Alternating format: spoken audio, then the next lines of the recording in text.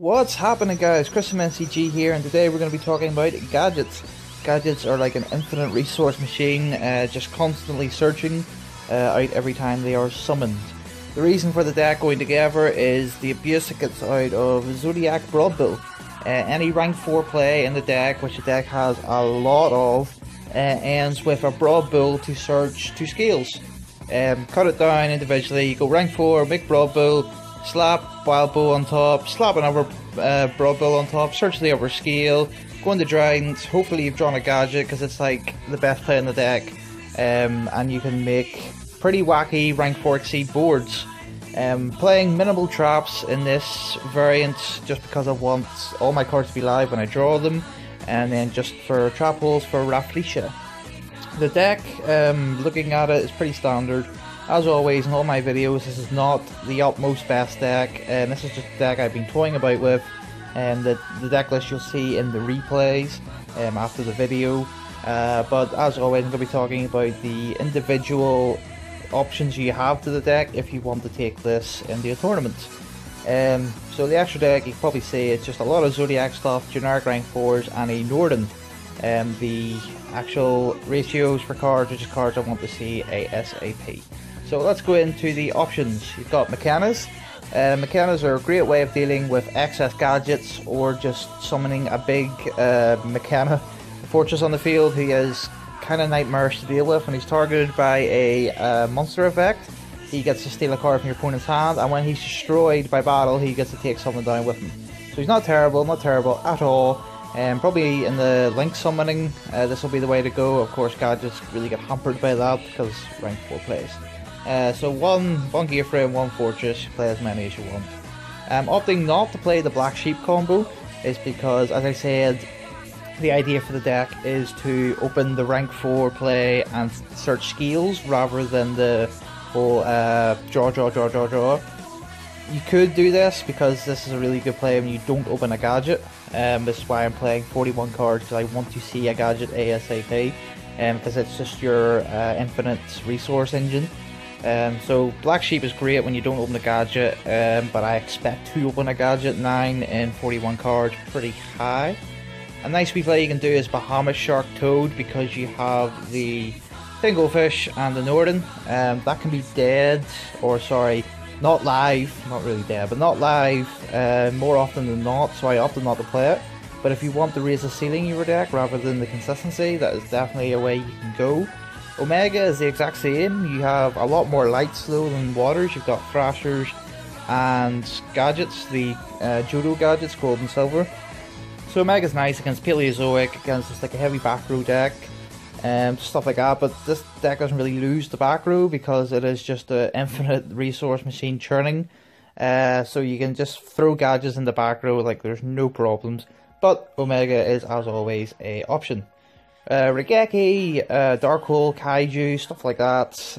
This deck is oriented to go first and second. You just throw rank 4s at your opponent when you're going second, or just resources, basically, exchange resources. But if you want that little bit of oomph going second, you could main deck stuff like Regeki, Dark Hole, and stuff like that is perfectly plausible, perfectly fine. Soul Charge, it's just a card for going first, it's just to make even better boards. However, I've noticed that since you're going to summon 1 dragon per turn, basically, the amount of interactive rank 4 exceeds that I have found aren't exclusively high. So I just really want to end with a usual board of like Kane, Gorgon, Rafflesia, and Dragon. I like that. There is probably better, quote unquote better rank 4 exceeds, but I like them because there's a lot of targeting this format with the Paleozoics, the Zodiacs, and even Infernoid. So I like Keen Gorgon. He's a nice card, but if you feel like there's better rank 4s to play Soul Charge, make that board better. But of Desires, it's sort of good and bad. The obvious banishing the Zoodiac cards is bad. Getting stuck into your gadgets is pretty bad too, but just drawing up to make your first turn board even better is pretty appetizing. I just chose not to run it because I just want my stamina to stay good rather than sacrificing my first turn board. Fusion Substitute for the Black Sheep. Chain Summoning, if I can get it. Chain Summoning is a long-term friend of Gadget's. Activate only Chain Link 3 or higher. You can normal summon or set 3 times this turn. The main way they do that is through Kage to Kage, but there's other ways to get the Chain Link 3. This card will be Chain Link 3, so you can do Chain Link 1, Gadget, Chain Link 2, something else, Chain Link 3, Chain Summoning. Not bad at all, but it is a bit of a cute card rather than a power play, but no harm, sorry, in playing it, go right away. Brilliant Fusion, obviously a very good card. You can play a Trick Clown for the light target, but you have light targets anyway in the Jodo Gadgets and Thrasher. The problem I had with the Brilliant Fusion engine was Sref Knight just stood there and did nothing. It got in the way of boards, it restricted my rank 4 plays after a while, because like I said, it just sat there. It's like the problem Rafflesia has sometimes after you use the trap holes. The opponent doesn't really deal with Rafflesia because it's not a threat, so it just sort of sticks around on my board, taking up space, so I don't want to play more of them. And obviously the Gem Knight is a dead draw. You can't get use out of it with the 10 Goldfish and Kage to Kages and the Thrasher. I want to keep the dead draws to a minimum in this deck, because this deck is really consistent at what it does. Limiter removal is just a power play.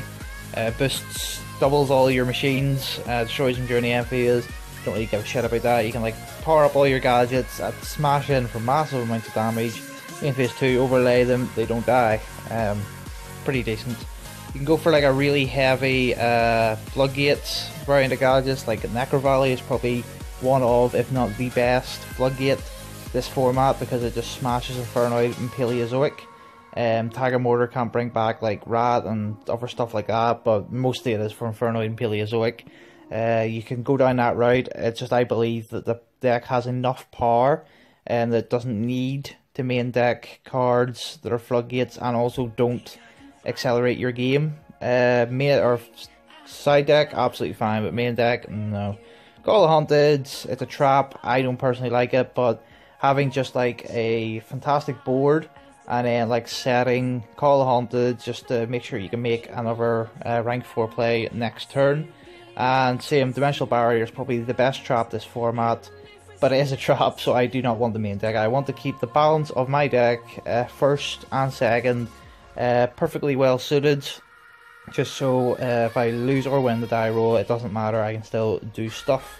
Another MVP not to shout out, or a shout out, sorry, that I didn't include, is the Generation Force engine that a guy that was playing Zoodiacs played it. Generation Force is a spell card. You control Exceed, you can search an Exceed card from your deck to your hands. You can search Exceed Universe, Exceed Encore, and a counter trap that negates monster effects if you control an Exceed. This deck obviously churns out Exceeds like no tomorrow, so that card would be live more. Just a bit more win more. It's not that good going second because I can only really search Exceed Encore, which I personally wouldn't main deck. So it just adds, it's like main deck and Reggae and Dark Hole, it'll be good going second, bad going first.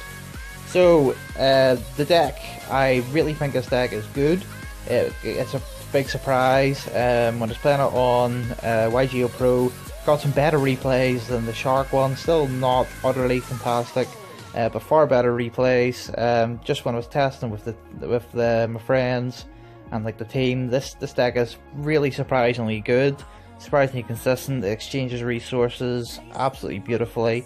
It could be a good deck this format. So yeah, replays are coming up, guys. Just let me know what you think of this deck. Do you like gadgets? Are you going to try this out? What would you do differently? Just please let me know all that good stuff. But for now, this is Chris from NCG signing out.